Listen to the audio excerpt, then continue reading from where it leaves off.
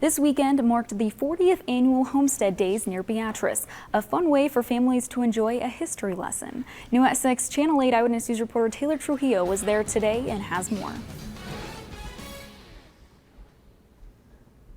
That's right, Katrina. I was able to see what it takes to be like a pioneer. The annual Homestead Days event features the demonstration of the homesteader lifestyle and crafts. We call arts and crafts today, but it was a part of daily life. If you didn't quilt, you didn't have a blanket in the winter. If you didn't make it, you didn't have it. As well as having several musical guests and performances.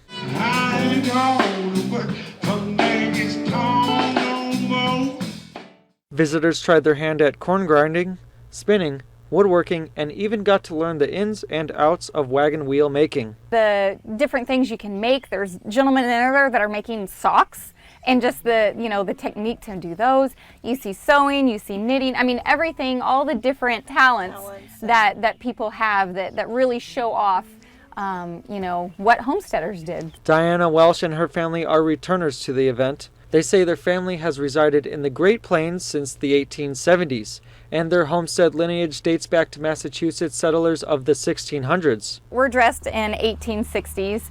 My mom here, she's dressed in 1890s, and so our display inside kind of shows that whole range of clothing, which is a lot of fun to kind of see how it transitioned with each decade. The event teaches people about the effects of the 1862 Homestead Act, which allowed any world emigrant an offer for a plot of U.S. soil in exchange for U.S. citizenship. In return, the many cultures that make the U.S. today started here in Nebraska within the homestead. Appreciating what those pioneers did, their way of life and all the hard work they did is making it better for us to have our way of life today. They kind of set the stage for us. Local Nebraskan Noel Dima even brings antique toys for the children to enjoy and learn about the era. I think it's useful for people to know, particularly the younger folks, how folks used to live and how much work things used to be. I grew up a country boy, and so I still like to play with my farmer toys.